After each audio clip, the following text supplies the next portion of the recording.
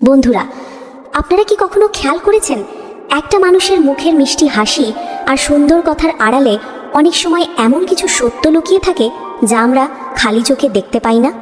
বিশেষ করে সম্পর্কের ক্ষেত্রে আমরা আবেগে এতটাই ডুবে থাকি যে সামনের মানুষটার আসল রূপ বা তার মনের ভেতরকার অস্থিরতা বুঝতেই পারি না।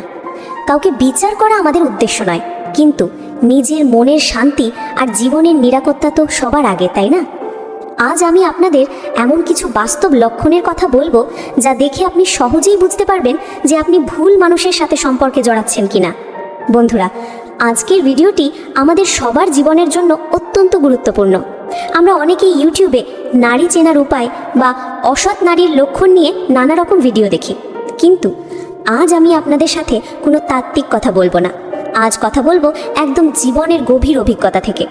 আমরা শিখব কিভাবে মানুষের ছোট ছোট আচরণ দেখে তার আসল চরিত্র বোঝা যায়। ভিডিওর মূল আলোচনায় যাওয়ার আগে আপনাদের কাছে আমার একটা ছোট্ট অনুরোধ।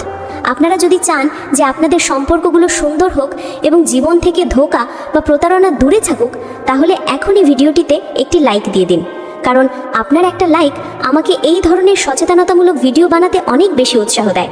আর আপনি যদি আমার চ্যানেলে নতুন হয়ে থাকেন তাহলে অবশ্যই সাবস্ক্রাইব করে আমাদের পরিবারের একজন হয়ে যান। চলুন শুরু করা যাক। মূল আলোচনা শুরু। বন্ধুরা, একটা কথা আমাদের মনে রাখতে হবে, চরিত্রহীনতা মানে শুধু বাইরের কোনো ঘটনা নয়, এটা আসলে একটা মানসিক অস্থিরতা। অনেক সময় আমরা দেখি একজন মানুষ দেখতে খুব সাধারণ, কিন্তু তার আচরণের মধ্যে এমন কিছু বিষয় লুকিয়ে আছে যা আমাদের জীবনকে বিষিয়ে তুলতে পারে। আজ আমি আপনাদের সাথে এমন 8টি স্বভাব বা লক্ষণের কথা শেয়ার করব যা আপনি যদি কোনো নারীর মধ্যে বা আপনার সঙ্গীর মধ্যে দেখতে পান তাহলে আপনাকে একটু সতর্ক হতে হবে। 1. নিজের ভুল অন্যের ঘাড়ে চাপানো, দায়িত্বহীনতা। প্রথমেই যে বিষয়টা নিয়ে কথা বলবো সেটা হলো ভুল স্বীকার না করার প্রবণতা। আপনারা কি কখনো এমন কাউকে দেখেছেন যে ভুল করেও কখনো সরি বলে না, বরং উল্টো আপনাকেই দোষী বানিয়ে দেয়?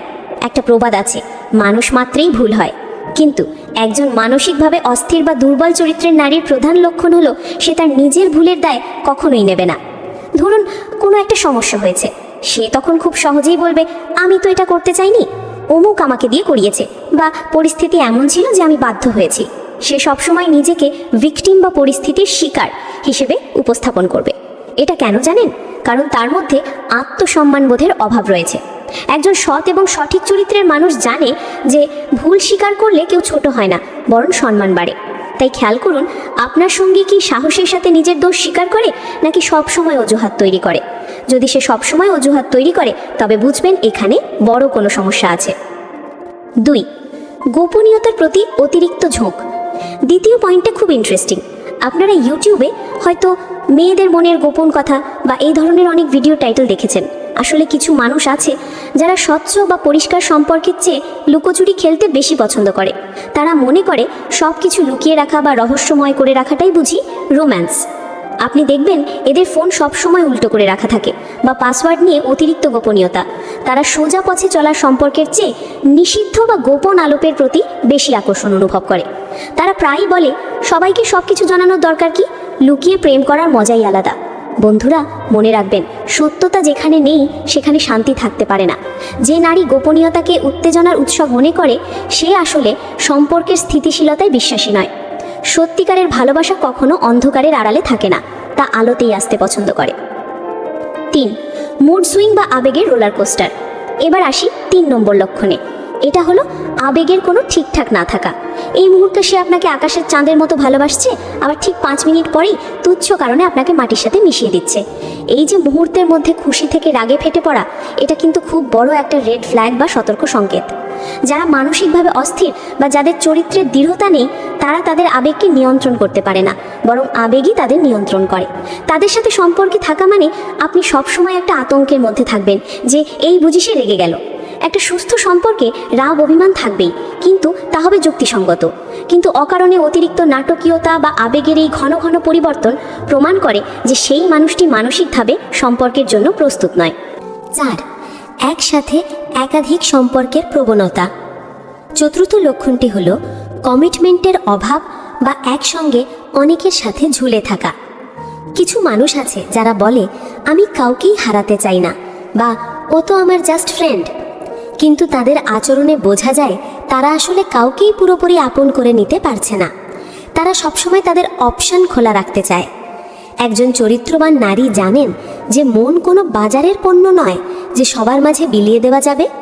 তিনি একসময় একজনের সাথেই মানসিক এবং আবেগীয়ভাবে যুক্ত থাকেন।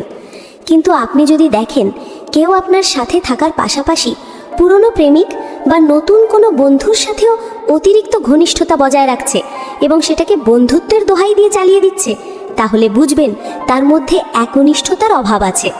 সে আসলে নিজের একাকিত্ব পূরণ করার জন্য একাধিক মানুষকে ব্যবহার করছে, কাউকে ভালোবাসছে না। 5. স্বার্থের ভিত্তিতে ভালোবাসা। 5 নম্বর পয়েন্টটা হলো অর্থ বা স্ট্যাটাস দেখে ভালোবাসা। এটা হয়তো শুনতে একটু খারাপ লাগছে, কিন্তু এটা বর্তমান সমাজের একটা নিষ্ঠুর সত্য। আপনি কি লক্ষ্য করেছেন আপনার সঙ্গী তখনই আপনার প্রতি বেশি যত্নশীল হয় যখন আপনি তাকে দামি কোনো উপহার দেন বা তার কোনো শখ পূরণ করেন, আর যখনই আপনার পকেট একটু খালি থাকে তখন তার মেজাজ খারাপ হয়ে যায়? এটা হলো স্বার্থপরতার লক্ষণ।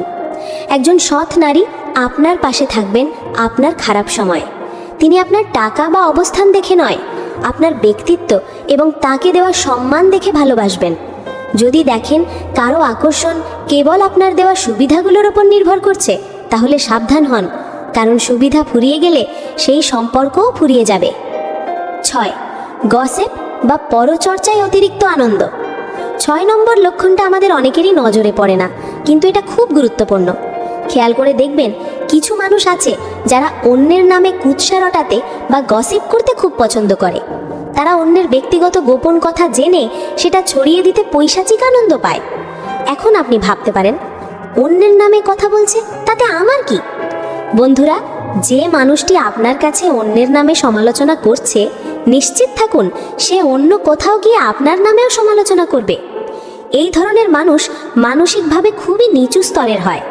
তারা নিজেদের ব্যর্থতা বা দুর্বলতা ঢাকতে অন্যকে ছোট করে শান্তি পায়। একজন আত্মবিশ্বাসী এবং ভালো চরিত্রের নারী কখনো অন্যের পেছনে কথা বলে সময় নষ্ট করেন না। তিনি নিজের এবং তার আপনজনদের উন্নতি নিয়ে ভাবেন। 7. একলা থাকতে না পারা, একা থাকার ভয়। 7ম লক্ষণটি হলো একাকিত্বের প্রতি চরম ভয়। কিছু নারী আছেন যারা সম্পর্ক ছাড়া থাকতেই পারেন না। একটা সম্পর্ক ভাঙতে না ভাঙতেই তারা আরেকটা সম্পর্কে জড়িয়ে পড়েন। তাদের কাছে কে মানুষটা সেটা মুখ্য নয়, মুখ্য হলো কেউ একজন পাশে থাকা। এটাকে বলে রিবাউন্ড বা শূন্যতা পূরণের চেষ্টা। যারা নিজেরা নিজেদের সঙ্গ উপভোগ করতে পারেন না, যাদের আত্মবিশ্বাসের অভাব আছে, তারাই এমনটা করে। তারা একা থাকতে ভয় পায়, কারণ একা থাকলে তাদের বিবেকের মুখোমুখি হতে হয়। কিন্তু একজন মানসিকভাবে শক্তিশালী নারী জানেন যে ভুল মানুষের সাথে থাকার চেয়ে একা থাকা অনেক ভালো। তাই কেউ যদি আপনাকে ভালোবাসার বদলে শুধুমাত্র তার একাকিত্ব কাটানোর সঙ্গী হিসেবে ব্যবহার করে, তবে সেই সম্পর্ক থেকে সরে আসাই বুদ্ধিমানের কাজ। 8. সচেতনতা বনাম বিচার করা।